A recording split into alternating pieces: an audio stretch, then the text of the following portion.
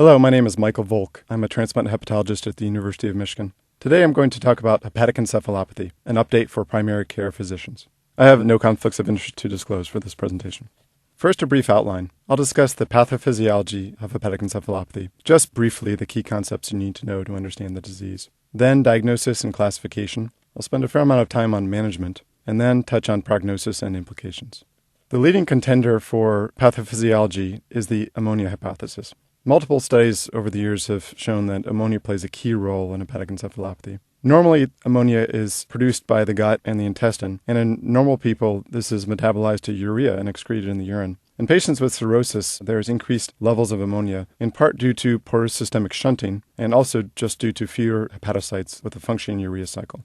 There are rare causes of hepatic encephalopathy other than cirrhosis. Rarely, patients can have large porous systemic shunts, such as large AVMs, or in some cases can have inborn errors of metabolism, which result in urea cycle defects, and the most common one being ornithine transcarbamylase, or OTC deficiency. Normally, this presents in childhood, but since it's X-linked and there's variable penetrance in heterozygous females, it can present in adulthood. This is cured by liver transplantation, and at our center, we see one of these patients every couple of years or so. Other factors play a role in the development of hepatic encephalopathy in patients with cirrhosis. There are loose gut-tight junctions which lead to increased levels of lipopolysaccharide and cytokines. Also, cirrhotics have increased blood-brain barrier permeability. This manifests differently whether the patient's in acute liver failure or chronic liver failure. In acute liver failure, the downstream neurotropic effects are that increased levels of ammonia result in increased glutamate in the brain, and this primarily leads to cerebral edema. However, in patients with chronic liver failure, the chronically elevated ammonia causes the astrocytes to produce endogenous neurosteroids that have GABA-like effects. And that's why with these patients, the clinical manifestations are kind of like patients on high doses of benzodiazepines.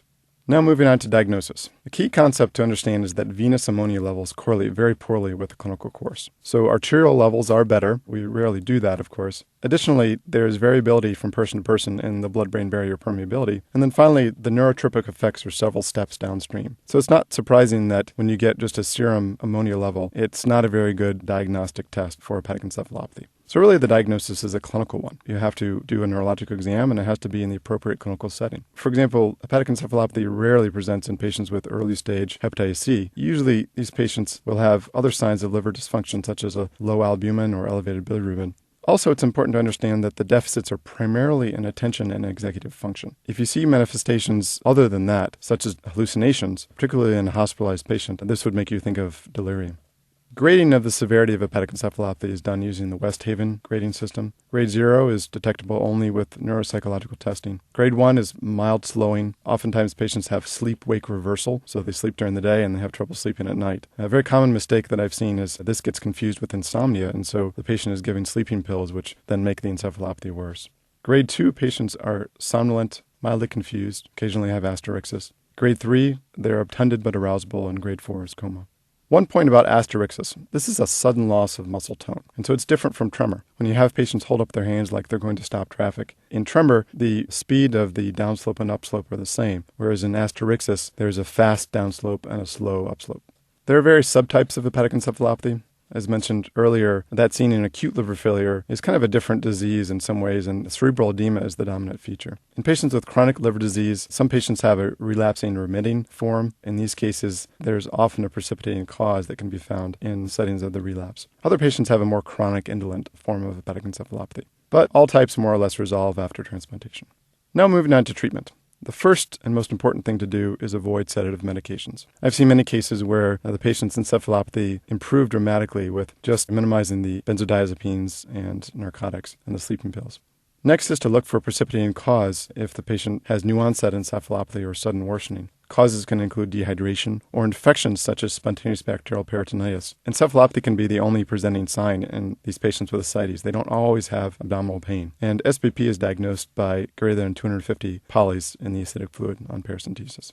Next line treatment is with lactulose, also called beta-galactosidofructose. This is a non-absorbable disaccharide that's metabolized by bacteria in the intestine into lactic and formic acid. This has two mechanisms of action. The first is its laxative effect. Simply increasing gut transit time, speeding it up, prevents ammonia absorption. And the second is that it acidifies the intestinal lumen. This traps ammonia as ammonium, and thus it cannot be absorbed.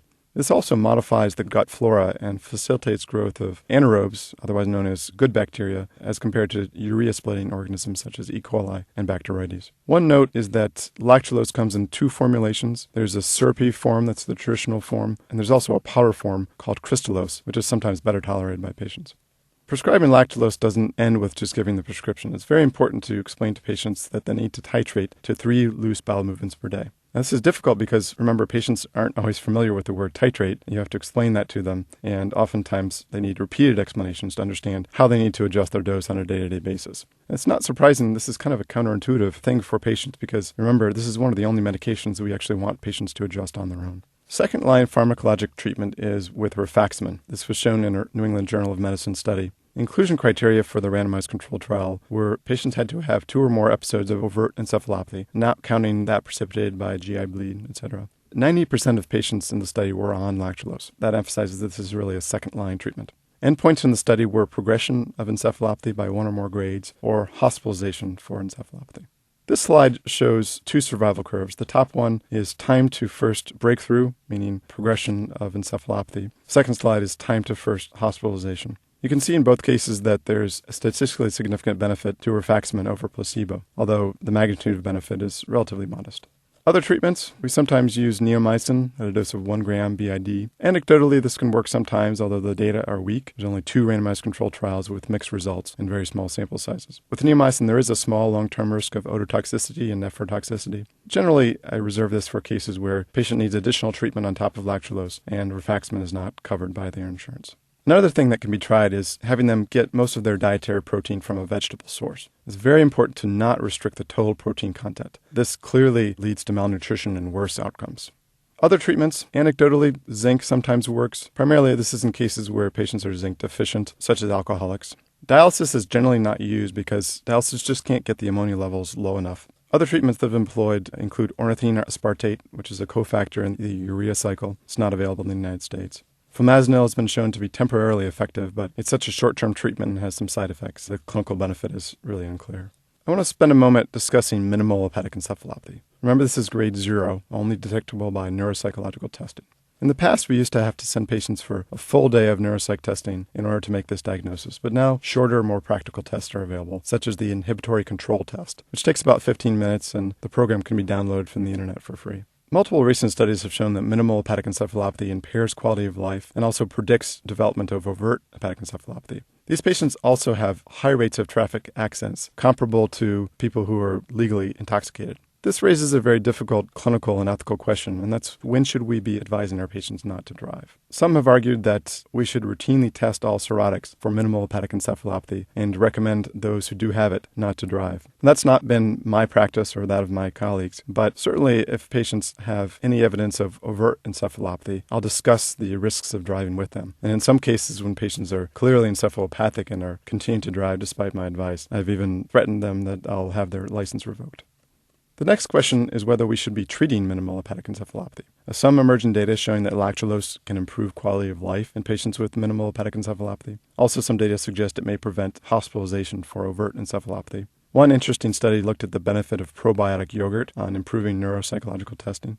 I don't think it's standard of care yet to treat routinely minimal hepatic encephalopathy, but this is a rapidly moving field and we may be doing this in the future.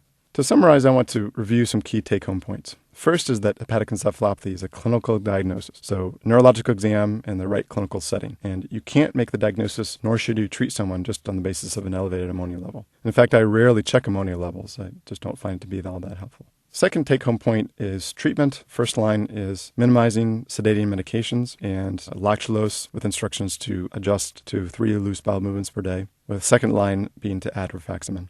The next take-home point are the prognostic implications. Patients with overt hepatic encephalopathy have a 42% one-year survival. They have impaired driving, and they cause significant caregiver burden for their friends and family.